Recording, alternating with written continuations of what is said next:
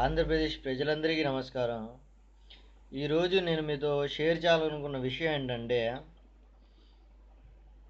పొద్దునుంచి కొన్ని న్యూస్ ఛానల్స్లో వస్తూ ఉంది. అదేంటంటే, మన సీఎం గారు ఎవరైతే ఉన్నారో నారా చంద్రబాబు నాయుడు గారు, ఆయన ఆయన కుమారుణ్ణి మినిస్టర్ పోస్ట్ ఇవ్వాలనుకుంటున్నారని చెప్పేసి పొద్దునుంచి న్యూస్ ఛానల్స్లో హల్చల్ జరుగుతూ ఉంది. చంద్రబాబు నాయుడు గారు ఈ వీడియో చూస్తే సార్ కొంచెం గుర్తుంచుకోండి. మీకు చిన్న అడ్వైస్. అదేంటంటే, మీకు పిల్లనిచ్చిన మేనమాని మీరు వెన్నుపోటు పొడిచి తీసుకున్న సీటు, సీఎం సీట్ ఏదైతే ఉందో, మీరు మీ కుమారుడు కనుక మినిస్టర్ పోస్ట్ ఇస్తే అదే మీకు పోట అవుద్ది.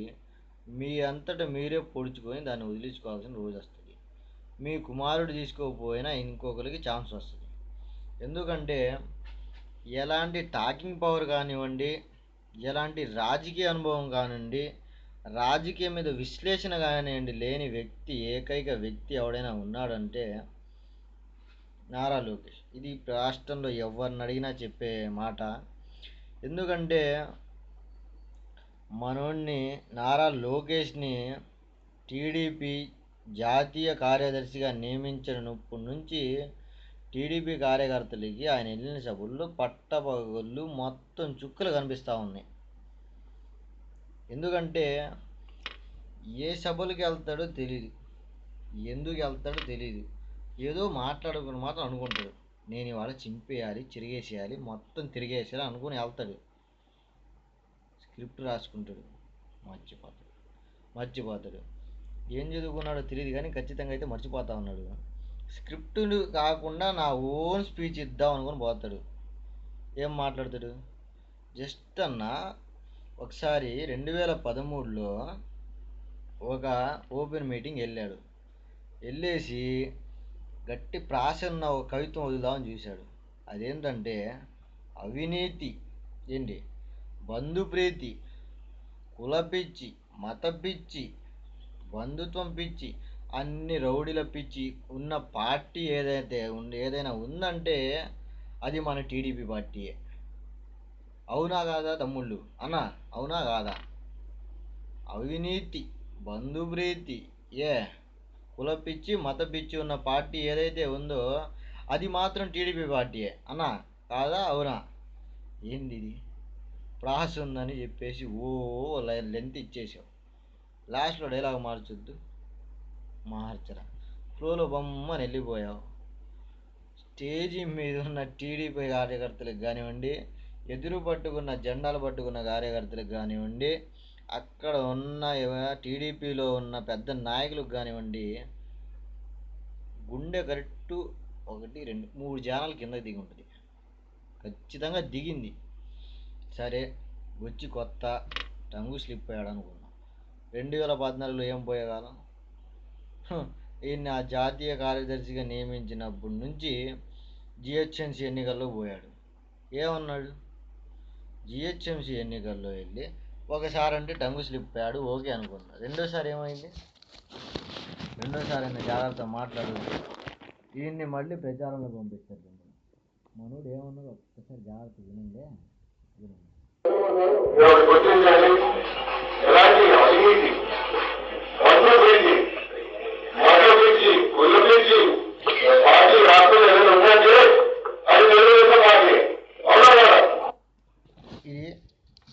ఇది ఎప్పుడు జరిగింది? అప్పుడు 2013లో జరిగింది. ఓకేనా? అప్పుడు ఏదో ప్రాసెస్ ఉందని వాడేసాడు అనుకుందాం. రెండోసారి ఏమైంది? 2014లో జిహెచ్ఎంసీ ఎన్నికల్లో ఈయన పోయాడు, ఈయన ప్రచారం చేయడానికి. చంద్రబాబు గారు అప్పుడు కళ్ళు తెరుచుకోవాలి వద్దా? ఒక్క నిమిషం, మీకు ఇంకో వాయిస్ ఇంకోసారి వినిపిస్తాను. అప్పుడు ఏమన్నారంటే,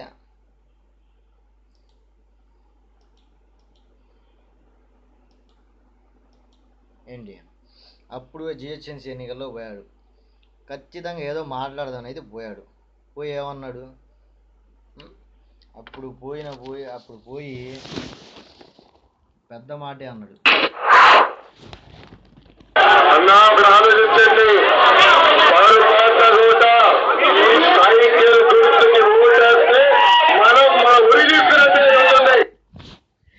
ఏంది ఇది?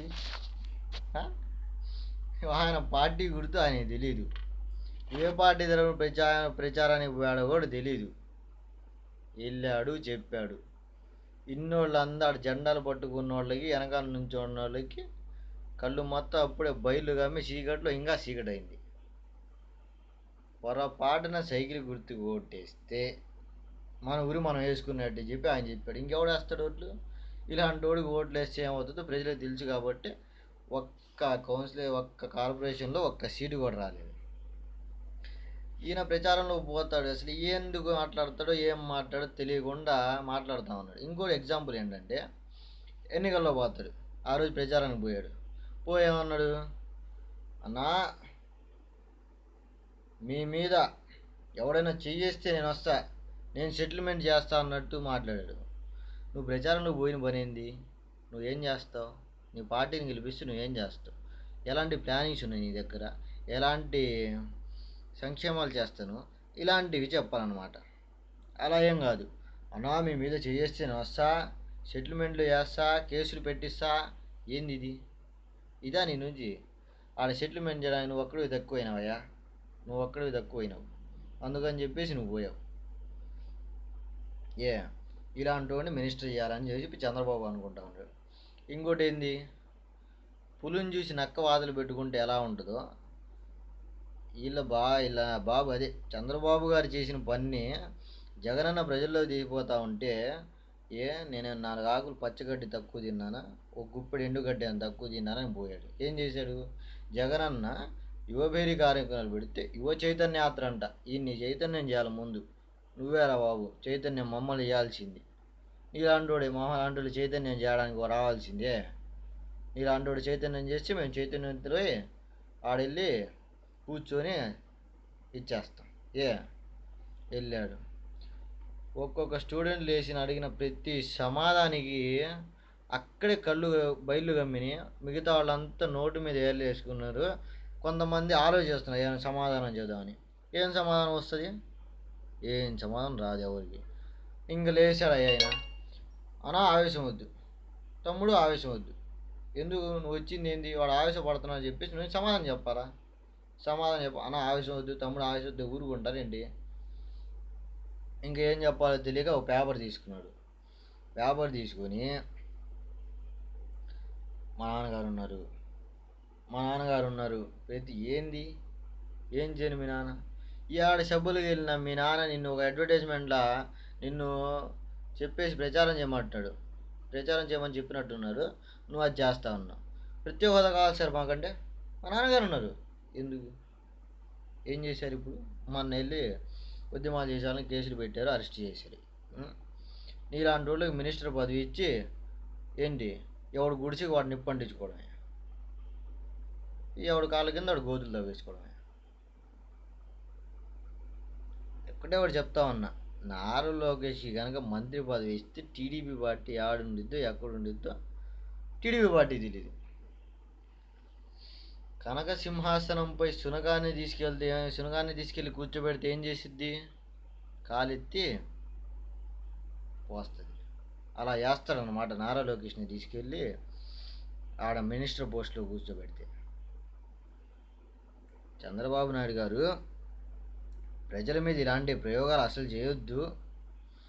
కొంచెం గుర్తుపెట్టుకోండి సార్, ఇప్పటికే ప్రజలు చాలా ఇబ్బంది పడుతూ ఉన్నారు. ఇలాంటి ప్రయోగాలు చేసి ఇన్ని మా మీద వదిలితే మేమేమవ్వాలి సార్? అసలు ఈయన ఇచ్చే స్పీచ్లకి ఎవడు ఏం చెప్పాలో అర్థం కాకుండా కళ్ళు ఇలా ఇలా తెచ్చేసి పెట్టేసుకుంటారు. ఏం మాట్లాడుతున్నా తలగొక్కోవాలా. ఇలాంటి ప్రయోగాలు అసలు చేయొద్దు.